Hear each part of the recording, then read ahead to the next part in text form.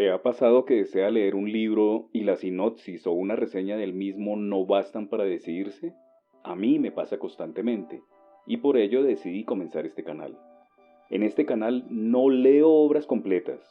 Mi objetivo es que usted, como receptor, se haga a una idea del estilo de escritura y de historia que se manifiesta en cada obra literaria que leo. Así, lo que pretendo es dejar sembrada una semilla y usted decide si se anima o no a leer la obra completa. Obviamente quedan demasiados títulos por fuera. Solo leo los fragmentos de algunos de los libros que tengo a mano. Espero que disfrute este espacio y que le dé una luz para tomar una decisión de su próximo libro a leer. Hoy para ustedes deseo leer fragmentos de El diario de Ana Frank. Tuve muchas dudas sobre hacer esta lectura, ya que su protagonista es una niña. Sin embargo, y después de serias reflexiones, concluí que a pesar de ser una historia muy conocida, no es solo la historia de esa niña, sino de todas aquellas personas que tuvieron que experimentar situaciones similares que merecen, aún hoy día, ser reconocidas por cada uno de nosotros. Espero lo disfruten. El 12 de junio de 1942, Ana Frank recibe como regalo de cumpleaños un diario que se convierte en su mejor amigo. Un documento desgarrador que refleja con detalle la lucha de una colectividad humana contra la persecución implacable y el odio racial, encarnados en los agentes de la SS y de la Gestapo. El diario de Ana se inicia cuando la familia penetra en el refugio del Anexo Secreto, en Holanda, pues, debido a que es judía, tiene que esconderse junto a su familia y algunas personas más. Día a día, vamos conociendo todas las preocupaciones y sentimientos a través de los ojos de una niña que madura precipitadamente debido a la cruel experiencia a la que se enfrenta. Inicio con la lectura del prólogo, que nos describe el ambiente en el que se desarrolló toda esta trágica historia. Introducción. El 15 de abril de 1945, tropas británicas liberaron el campo de concentración de Bergen-Belsen, en Alemania. El horror que hallaron en él fue inenarrable. Durante el mes anterior, habían muerto de hambre más de 18.000 prisioneros, entre ellos numerosas mujeres, a las que se hubo de añadir las 9.300 personas fallecidas por las mismas causas durante el mes en curso. En esa hecatombe casi total se encontraba una niña judía de 14 años que había redactado casi día a día las vicisitudes de la ocupación alemana de Holanda y más concretamente la de Ámsterdam, donde su familia se habría establecido procedente de Frankfurt, en donde existía una numerosa comunidad judía de comerciantes y gente de negocios. No en vano, los famosos banqueros de Rothschild eran originarios de Frankfurt. El destino quiso que su diario se conservara y llegara a la ansiada paz. Pudiera publicarse para convertirse en un testimonio de primer orden, una más de las atrocidades perpetradas por los dirigentes nazis en aquella contienda, cuyo balance final quintuplicara con creces los registrados en la Primera Guerra Mundial. ¿Quién era la autora de tan conmovedor relato? Ana Frank había nacido el 12 de junio de 1929. 3 meses antes de que se desencadenara una depresión económica como nunca había sufrido el mundo industrializado. La histórica ciudad de Frankfurt, sobre el Main, ofrecía hasta entonces una boyante vida comercial y de negocios, pero el padre de Ana, buscando nuevos horizontes como tantos otros, quiso probar fortuna en la hermosa capital de los canales holandeses, que desde hacía varios siglos había recibido un considerable flujo de judíos, los cuales contribuyeron en gran manera al esplendor de la ciudad. No solo económico, sino cultural, no en vano, había contado con filósofos como Spinoza. Pero Ámsterdam no solo había abierto sus brazos a los judíos, sino a otros perseguidos por sus creencias como los hugonotes en el siglo XVI y los puritanos ingleses en el siglo XVII. Era pues un remanso de paz y libertad que comenzaría a tambalearse en 1933, cuando un megalómano se hizo con el poder en Alemania. Este megalómano se llamaba Adolfo Hitler. Ana entonces tenía tan solo 4 años. De momento, La vida continuaba alegre y bulliciosa en aquella Venecia del Norte, y Ana crecía, alternando sus juegos infantiles con sus asistencias a la escuela primaria Montessori, pionera en la renovación pedagógica. Las primeras leyes restrictivas contra los que supuestamente no eran arios, en especial los judíos, los marxistas y otros grupos considerados de condición inferior o indeseables, decretadas por el recién estrenado Tercer Reich alemán, quedaban todavía demasiado lejos. La amenaza se materializa.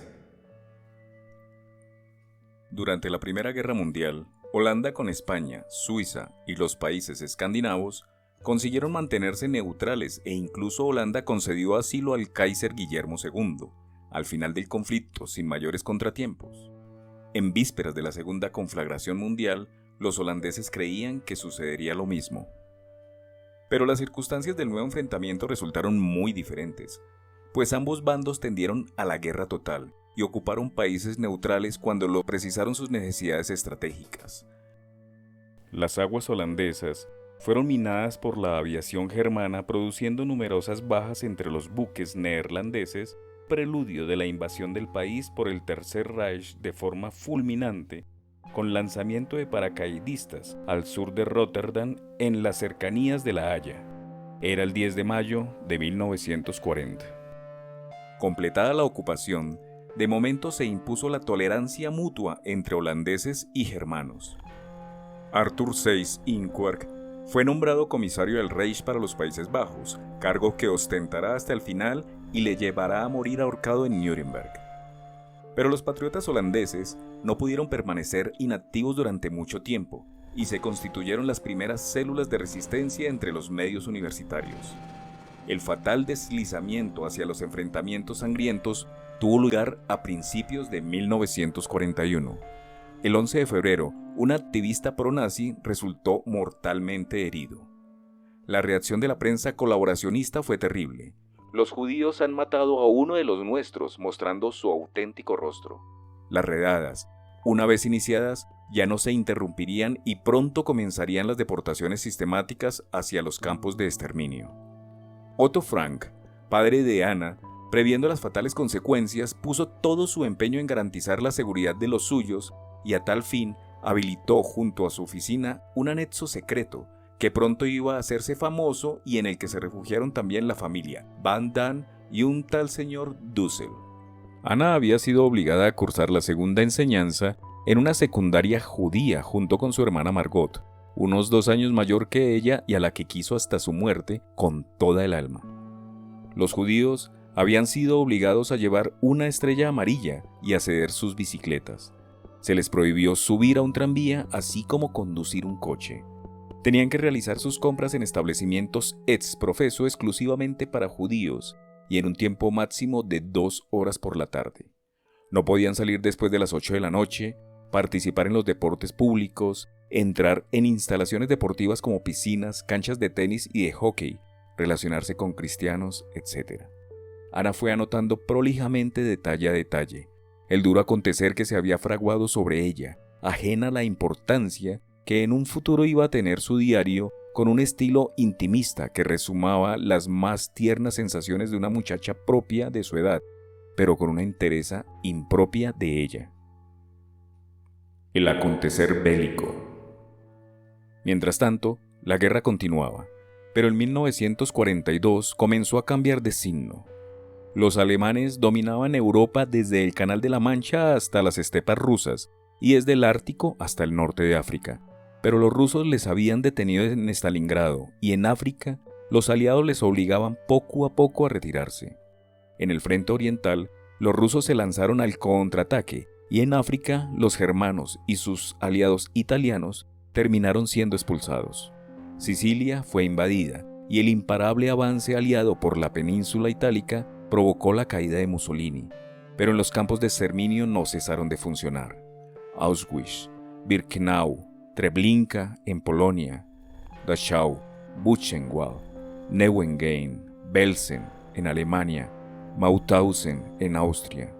En beneficio de la pureza racial aria, los judíos, gitanos, deficientes físico y mentales, homosexuales, no tenían cabida en este mundo. Jamás una doctrina había pisoteado de forma como lo estaba haciendo el nazismo todos y cada uno de los derechos humanos. Asalto al anexo secreto. Las noticias de las derrotas alemanas fueron llegando al anexo secreto y devolvieron la esperanza a sus ocupantes de que su salvación podía hallarse próxima. Pero la resistencia holandesa, con sus sabotajes, encendían aún más los ánimos de las fuerzas de ocupación, y los alemanes contestaron a ellos, y los procesos y fusilamientos estuvieron a la orden del día. En 1944, cuando la guerra iniciaba su ocaso favorable a los aliados, las deportaciones a los campos de concentración y exterminio se hicieron masivas. El 4 de agosto de 1944, unos 2 meses después del famoso desembarco aliado en Normandía, conocido como el Día D, la temible Gestapo, policía secreta del Estado nazi, dirigida por Himmler, asaltó el anexo secreto y sus ocupantes, con la familia Frank a la cabeza, fueron detenidos. Mientras el señor Krahler fue condenado a 8 meses de trabajos forzados en un campo de concentración y el señor Copius pudo salvarse con el fin de recibir atención médica. El resto, compuesto por los Frank, los Van Damme y el señor Dussel, fueron enviados a Westerbork como primera parada hacia el terrible campo de exterminio polonés de Auschwitz. Ana y el amor. Como no podía ser menos y a pesar, o mejor, como consecuencia de los tiempos difíciles en grado superlativo, que le estaba tocando en suerte vivir, anida en el corazón de Ana el amor hacia un joven compañero del refugio. Ana se muestra ante él apasionada, ni más ni menos como una chica de su edad, pero dubitativa y llena de incógnitas como consecuencia de la dificilísima situación que ambos tienen que afrontar. Ana refleja puntualmente en su diario, cuando se halla a punto de interrumpirse, sus dudas, alegrías y tristezas, acosadas por un sentimiento que en ocasiones normales tenía que llenarla de felicidad. Auschwitz. Podía definirse a Auschwitz, situado en el suelo polaco, como el complejo por antonomasia del horror, aunque otros campos de exterminio no le iban a la zaga. Centenares, miles de judíos descendían de continuo de los trenes compuestos por los peores vagones de los utilizados para el ganado. Tras 3 días de un terrible viaje, los Frank descendieron de ellos deslumbrados por la luz cegadora de los reflectores hábilmente manipulados por los hombres de la SS, a los que acompañaban feroces Dobermans, hambrientos de carne humana. Otto Frank fue separado bruscamente de su familia sin pensar que en aquella despedida sería un trágico adiós para siempre. Todos contemplaron con sorna el letrero de la entrada al sórdido establecimiento que rezaba en alemán Arbeiter nanz frei. El trabajo os hará libres. En aquellas condiciones, solo la muerte podía liberarlos. Fieles a esta consigna, los sádicos capataces, los terribles capos, frecuentemente no alemanes, sino colaboracionistas a la fuerza, vigilaban a los prisioneros. Tras el visto bueno de las autoridades sanitarias del establecimiento, y los más saludables eran destinados a agotadores trabajos de más de 12 horas. Durante la corta noche de descanso, los supervivientes encerrados y apiñados en sus lóbregas barracas contemplaban el cielo enrojecido por los crematorios tras las ejecuciones en masa de las cámaras de gas. Aunque el diario de Ana se interrumpe con su detención, sabemos por testimonios que sobrevivieron a la tragedia, que Ana continuó escudriñando con la minuciosidad que se le caracterizaba, los avatares de la muerte. En Auschwitz, 2 médicos de la SS se encargaban de examinar cada envío de deportados. Los que no eran aptos para el trabajo pasaban enseguida a los pabellones de exterminio, y los niños de poca edad eran exterminados sistemáticamente, porque no eran aptos para el trabajo. Aunque la comida era mala, se distribuía con regularidad. Las celdas estaban siempre aseadas por temor al fulminante castigo. Los destinados a las cámaras de gas no provocaban ningún escándalo porque desaparecían rápidamente de la vista de sus compañeros. Además, se les intentaba hacer creer que se trataba de una desinfección. El comandante del campo de exterminio, Rudolf Höss, se jactó de aportar una mejora en relación con otros campos, pues había ordenado construir cámaras de gas en las que cabían 2.000 desgraciados a la vez, en lugar de los 200 de cupo. El campo de Bergen-Belsen. Pero el calvario de Ana no había concluido. Junto con su hermana Margot y la señora Van Damme, fueron pronto trasladadas al campo de Belsen en Alemania. En Auschwitz quedó su madre, quien a falta del sostén familiar fue arrebatada por la demencia y falleció en la enfermería del establecimiento habiéndose negado a probar cualquier bocado. Peor suerte corrió el señor Van Damme, pues fue conducido en Auschwitz a la cámara de gas en presencia del padre de Ana, que afortunadamente consiguió salvarse de la muerte al ser internado en el hospital y conseguir sobrevivir en él hasta la entrada, el 27 de enero de 1945, del ejército soviético. La vida en Bergen-Belsen era peor que en Auschwitz, pues allí el hambre iba matando lenta e inexorablemente, carentes de agua y con un frío insoportable. Ante esta situación extrema, las autoridades alemanas prometieron a la Cruz Roja Internacional el cese inmediato de las ejecuciones de judíos, así como la recepción de paquetes con alimentos desde Suecia, pero la puesta en marcha de la Operación Maná quedó en agua de borrajas. El final. En enero de 1945, los aliados alcanzaron el Rin, pero el tifus había acabado ya con los prisioneros del campo. Ana debió presenciar la muerte de su hermana mayor Margot, así como la de la señora Van Damme. Antes de hacer lo propio, pudo ver a su amiga Lies, en quien quizás encarnó el nombre de Kitty, la amiga ideal y a quien se dirige su diario. Las dos lloraron porque, a pesar de su entereza, no había podido vencer al inexorable destino entonces que la liberación se hallaba tan cerca. Ana tenía la convicción de que su fin era cuestión de semanas, y así falleció llena de paz y con la entereza de que había demostrado en vida. El mes de marzo de 1945 había iniciado ya su singladura. Ana todavía no había cumplido los 16 años. 2 meses después, Holanda volvía a ser independiente. Conclusión: el triunfo. Un golpe de fortuna hizo que Otto Frank, el padre de Ana, sobreviviera a su hija. Liberado por las fuerzas soviéticas junto con otros escasos supervivientes, atravesó la región de Galitzia hasta llegar al puerto de Odessa en el Mar Negro. Por el camino, se enteró del fatal desenlace de su esposa acontecido el 5 de enero. De Odessa, un barco holandés lo devolvió a su patria.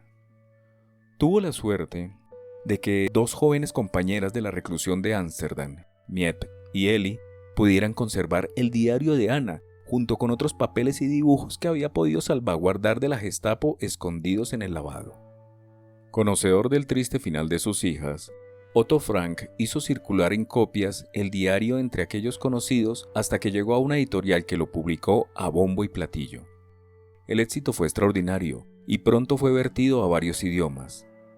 El teatro y el cine se inspiraron en su argumento, y la obra escrita por Franz Goodrich y Albert Hackett, llevada a las tablas, fue galardonada con el prestigioso Premio Pulitzer norteamericano. También, la gran pantalla se hizo eco de la misma en 1959 a cargo de George Stevens y fue adaptada para la televisión en 1967. Destacada en todas aquellas la sensación claustrofóbica del escondite forzados por las circunstancias. Aún no cesaba de repetir: quiero seguir viviendo después de mi muerte, y gracias a su diario, a buen seguro que lo consiguió. Su escondite en Ámsterdam, que se ha transformado en poco menos que un lugar de culto, erigiéndose un museo en su memoria que se haya fiscalizado por una fundación cuya finalidad principal es promover un mayor entendimiento entre los jóvenes de todo el mundo bajo el título de Centro de Juventud Internacional, en donde se celebran encuentros, conferencias, estudios, cursos sobre los más variados problemas que nos anuncian en la actualidad. La escuela Montessori, de la que fue alumna Ana en Ámsterdam, lleva hoy su nombre, y como recuerdo, se han erigido monumentos en Alemania y en el nuevo Estado de Israel. Sin embargo, el monumento más imperecedero de Ana Frank es su diario. Más que una novela y una autobiografía de un crucial periodo, es una auténtica historia oral. Mientras se conserven obras como la de Ana, la humanidad estará salvada, y su voz será más fuerte que los posibles nuevos Hitlers que a buen seguro surgirán en el mundo. Más que el Museo del Holocausto, dedicado a la paz de Israel, hace falta que se oigan nuevas voces como las de Ana Frank, para que no se produzcan hechos como los de Sabra y Shatila, Srebrenica o los de las Torres Gemelas del 11S o los atentados de Madrid o Londres. Desgraciadamente, en el mundo ha habido y habrá muchos conflictos y guerras, pero también muchas paces y muchos hombres y mujeres como el de la pequeña Ana, que se han consagrado a la tarea de educar con el ejemplo y consolidar un mundo mejor, luchando por aminorar o frenar la violencia directa y sobre todo estructural, perdiendo frecuentemente la vida en ese empeño. Quizás algún día, en algún país, se cree un templo dedicado a la paz y a buen seguro que Ana Frank estará en él con todos los honores. La anterior ha sido la descripción del ambiente en el que se desarrolla toda la historia que paso a contar a continuación. Es importante señalar que Ana llamó a su diario Querida Kitty, y a ella es a quien están dirigidos todos los relatos del día a día. Ahora sí, entramos en materia. El diario de Ana Frank. Martes 2 de junio de 1942. Espero confiártelo todo como hasta ahora no he podido hacerlo con nadie. Espero también que tú serás para mí un gran apoyo. Sábado 20 de junio de 1942. No he escrito desde hace unos días porque quería ante todo reflexionar sobre lo que significa un diario. No solo porque es la primera vez que tengo uno, sino porque siento que transcurrido un tiempo, nadie, ni aun yo, se interesará por las confidencias de una muchacha de 13 años. En fin, esto carece de importancia. Quiero escribir y aún más hacer que afloren los pensamientos más hondos de mi corazón. El papel es más paciente que el hombre. Este pensamiento acudió a mi mente en uno de mis días de melancolía, mientras con la cabeza apoyada en las manos, aburrida a más no poder, no sabía si decidirme a salir o quedarme en casa. Sí, indudablemente el papel es paciente, y como no tengo la menor intención de mostrarle a nadie entre cuaderno cuyas pastas de cartón ostentan el título de diario, esto es, a menos que encuentre un verdadero amigo o amiga, con esto he llegado al meollo del asunto. No tengo tal verdadero amigo. Por esta razón, me propongo empezar un diario. Voy a tratar de explicarme mejor, ya que nadie creería que una muchacha de 13 años se sienta sola en el mundo. De hecho, sola no estoy. Tengo unos padres amantísimos y una hermana de 16 años. Puedo contar una treintena de camaradas, admiradores en abundancia, que me siguen con la mirada y que cuando pueden me observan en clase a través de un espejito de bolsillo. Tengo parientes, tíos y tías queridísimos, un hogar agradable.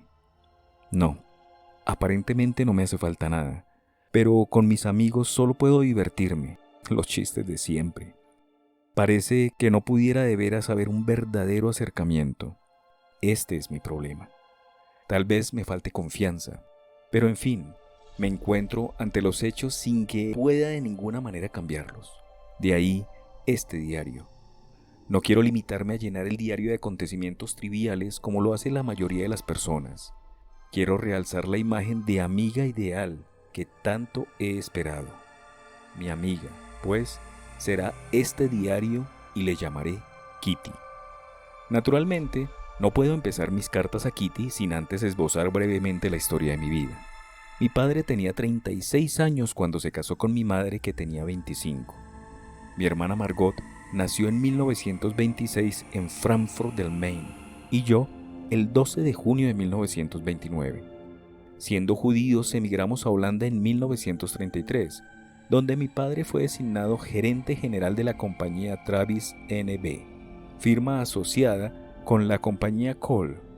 Ambas sociedades se albergaban en el mismo edificio y mi padre era accionista.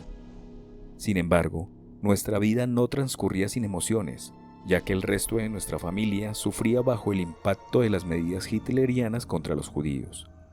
Después de los programas de 1938, Mis 2 tíos maternos huyeron emigrando a Estados Unidos. Mi abuela, entonces de 73 años, vino a vivir con nosotros. Después de 1940, los buenos tiempos nos abandonaron con suma rapidez. Primero la guerra, la capitulación y la invasión de los alemanes, con los que verdaderamente se iniciaron los sufrimientos de nosotros los judíos. Las disposiciones contra los judíos se sucedieron unas a otras. Los judíos fueron obligados a llevar la estrella amarilla y a ceder sus bicicletas. Prohibición para los judíos de subir a un tranvía, de conducir un coche. Obligación de hacer sus compras exclusivamente en los establecimientos marcados con el letrero Negocio Judío y de las 15 a las 17 horas únicamente. Prohibición para los judíos de salir después de las 8 de la noche, ni siquiera a sus jardines o a casa de sus amigos. Prohibido participar en los deportes públicos, las piscinas, canchas de tenis y de hockey, así como otras instalaciones deportivas les están vedadas. Prohibición de visitar a los cristianos, obligación de asistir a escuelas judías y muchas otras restricciones por el estilo. No podíamos hacer esto o aquello, pero la vida continuaba a pesar de todo. Hopi salía a decirme: no te atrevas a hacer nada por miedo a que esté prohibido. Nuestra libertad estaba estrictamente limitada, pero a pesar de ello, la vida era aún soportable. Mi abuela murió en enero de 1942. Nadie sabrá cuánto pienso en ella y cuánto la quiero aún. En 1934 empecé en el jardín de infantes de la escuela Montessori. Al terminar el sexto B, tuve que despedirme de la señora K. Nos despedimos llorando. Fue un adiós muy triste. En 1941, mi hermana Margot y yo entramos a la secundaria judía. Hasta ahora, nuestra pequeña familia de 4 se encuentra bastante bien. Ya llegó al día de hoy.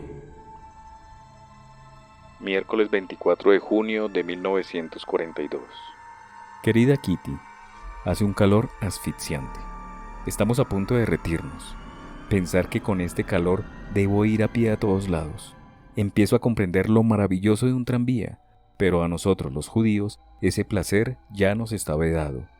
Las piernas deben bastarnos. Durante la hora de la comida tuve que ir al dentista, que vive en la calle de Jan Luikens, bastante lejos de la escuela. Al regreso casi que me dormí en clase. Afortunadamente el asistente del dentista fue tan amable de ofrecerme algo de beber. Es una buena persona. Aún tenemos acceso al paso del canal. En el muelle Joseph Israels hay un pequeño bote de servicio. El barquero accedió inmediatamente a hacernos pasar. Verdaderamente no es culpa de los holandeses si los judíos debemos soportar tantas penurias. Desde que en Pascua robaron mi bicicleta y la de mamá fue depositada con una familia cristiana amiga, verdaderamente desearía no ir a la escuela. Afortunadamente, las vacaciones se acercan, una semana más de agonía y ya. Ayer sucedió algo sorprendente. Pasaba yo frente a un depósito de bicicletas cuando oí que alguien me llamaba. Al darme la vuelta, vi a un muchacho muy guapo que había visto la noche anterior en casa de mi amiga Eva. Se me aproximó tímidamente y se presentó. Harry Goldberg.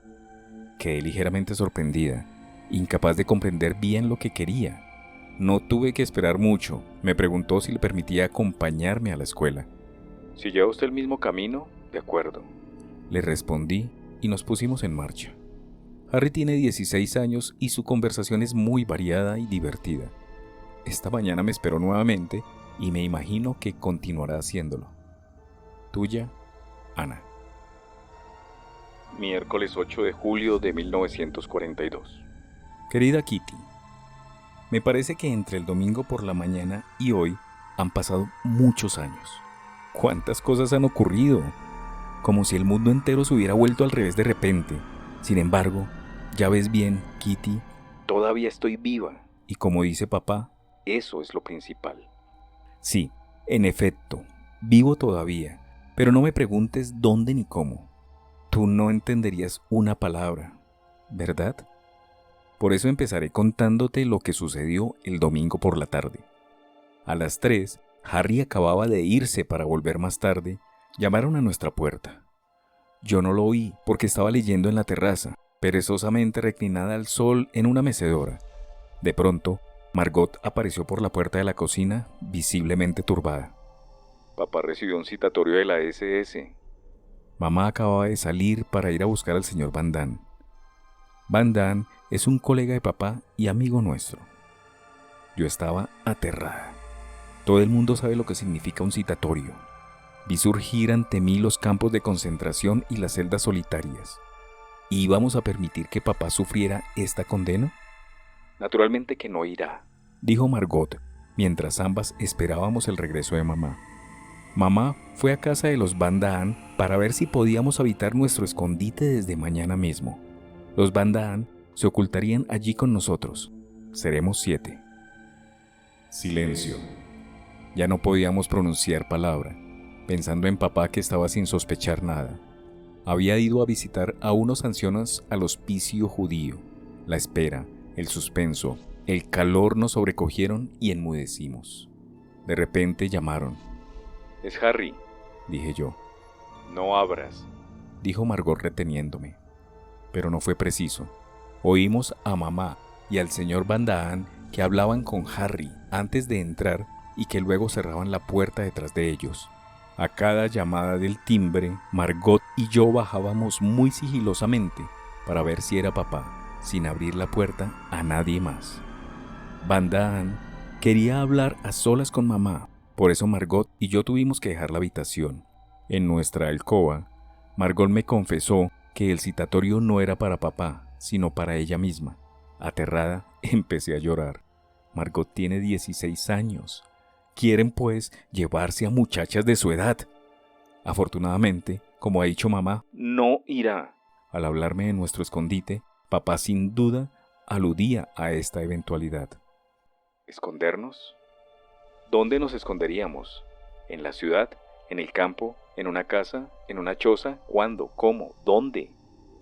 Yo no podía formular estas preguntas, pero tampoco podía ahuyentarlas de mi mente.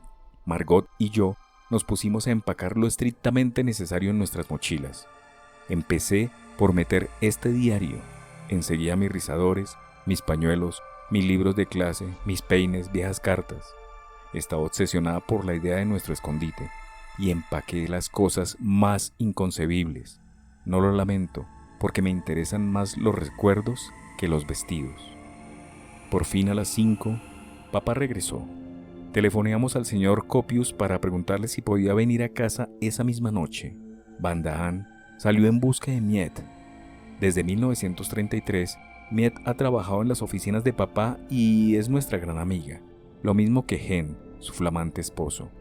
Miet vino para llevarse una maleta llena de zapatos, de vestidos, de abrigos, de medias, de ropa interior, prometiendo volver por la noche.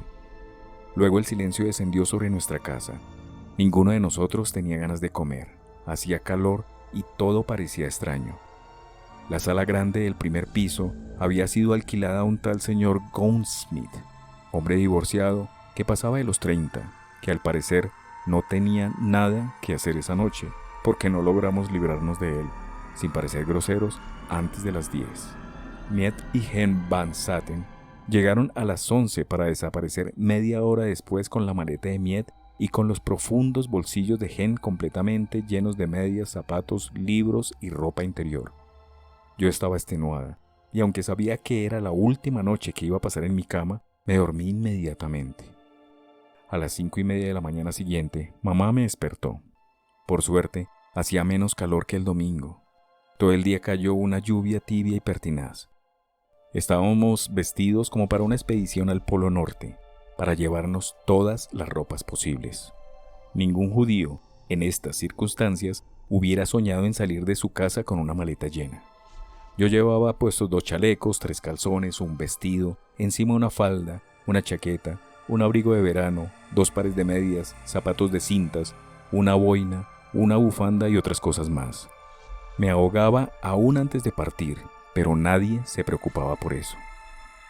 Margot, con su cartera llena de libros de clase, había sacado su bicicleta para seguir a Miet hacia lo desconocido, al menos para mí, pues yo seguía sin saber dónde quedaba el lugar misterioso que sería nuestro refugio. A las 7:30 la puerta de nuestra casa se cerró a nuestras espaldas. El único ser viviente al que pude decir adiós fue a Morgi, mi gatito, que iba a encontrar buen abrigo en casa de unos vecinos, según nuestras últimas instrucciones en una carta dirigida al señor Goldsmith. Dejamos en la cocina medio kilo de carne para el gato y la vajilla del desayuno. Quitamos de las camas sábanas y mantas, todo lo cual debía dar la impresión de una marcha precipitada. Pero, ¿qué nos importaban las impresiones? Teníamos que irnos a todo trance. Todo lo demás no contaba para nosotros, únicamente escapar y llegar con bien. Continuaré mañana. Tuya, Ana. Jueves 9 de julio de 1942. Querida Kitty, empezamos a caminar bajo una fuerte lluvia. Papá y mamá llevando cada cual una bolsa de provisiones llena de todo tipo de cosas, y yo con mi mochila repleta a reventar. Los obreros matinales nos miraban compasivamente. Sus rostros expresaban el pesar de no poder ofrecernos un medio de transporte cualquiera. Nuestra estrella amarilla era bastante elocuente. Una vez en camino, papá y mamá me contaron a medias el plan para escondernos. Desde hacía varios meses habían hecho transportar pieza por pieza una parte de nuestros muebles, lo mismo que ropa de casa y parte de nuestros vestidos. La fecha prevista para nuestra desaparición voluntaria había sido fijada para el 16 de julio. Debido al citatorio, hubo que adelantar 10 días nuestra partida, de manera que íbamos a contentarnos con una instalación más bien improvisada. El escondite estaba en el edificio de las oficinas de papá. Es un poco difícil de comprender, pero después te daré más detalles. El personal de papá no era numeroso. Los señores Kraler y Copius, luego Miet y por último Eli Bosen, la mecanógrafa de 23 años, todos los cuales estaban ya enterados de nuestra llegada. El señor Bosen, padre de Eli, y los dos muchachos ayudantes del depósito que no habían sido puestos al tanto de nuestro secreto. Haré una descripción del edificio. En la planta baja hay un gran almacén que sirve también de depósito. Al lado de la puerta de este almacén está la puerta de entrada a la casa, detrás de la cual una segunda puerta da acceso a una escalerita. Subiendo esta escalera se llega a una puerta con una ventana de vidrio esmerilado, en la que se lee Oficina, en letras negras. La oficina que da al canal es muy grande, también muy iluminada, con archivos en las paredes. Allí es donde trabaja durante todo el día Eli, Miet y el señor Morpheus. Atravesando una especie de pasadizo, donde hay una caja fuerte y un ropero que contiene la papelería, se llega a una oficina más pequeña y bastante oscura. Antes era la oficina del señor Kraler y el señor Van Daan, y ahora es únicamente del primero. La oficina del señor Kraler tiene acceso por una puerta de vidrios al final del pasadizo, que se abre desde el interior de la oficina, pero no desde fuera. De la oficina del señor Kraler se sale a un pasillo estrecho que sigue a lo largo de la carbonera y subiendo 4 escalones se llega, al fin, al lugar más prominente del edificio, la oficina privada. Allí se ven muebles oscuros e imponentes, el linóleo cubierto de hermosas alfombras, una lámpara magnífica, un apartado de radio, todo de primera. Al lado de esta habitación, una cocina espaciosa con estufa de gas y llave de agua caliente. Al lado de la cocina, el sanitario. Ese es el primer piso.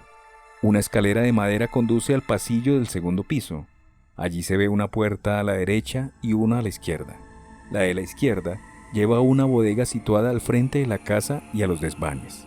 La de la derecha da a una escalera casi perpendicular muy a la holandesa que da a la calle. La puerta de la derecha lleva a nuestro anexo secreto. Nadie en el mundo sospecharía que esta simple puerta pintada de gris disimulaba tantas habitaciones. Hay un pequeño escalón frente a la puerta y al abrirla se entra al anexo. Frente a esta puerta de entrada, una escalera empinada.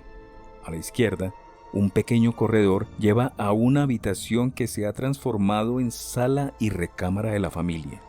Al lado, un cuarto más pequeño transformado en estudio y alcoba de las señoritas Frank. A la derecha de la escalera hay una habitación sin ventana con un pequeño lavabo.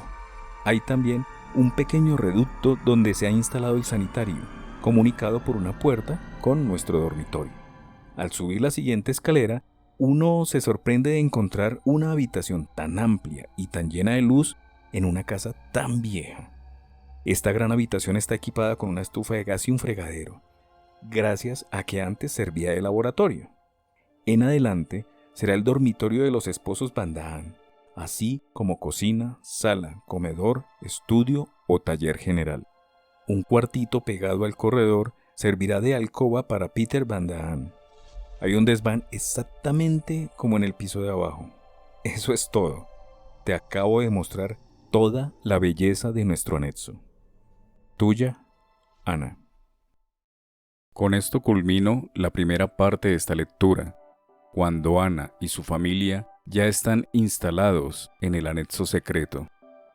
En la próxima entrega leeré fragmentos del día a día en donde Ana nos describe lo que implica estar encerrado, pero protegidos y por ahora vivos. Si le gustó este capítulo, compártalo con aquellas personas a las que crea le puede interesar. Haga clic en me gusta, suscríbase y active la campanilla de notificaciones. En mi canal puede encontrar lecturas de fragmentos de muchos más títulos literarios.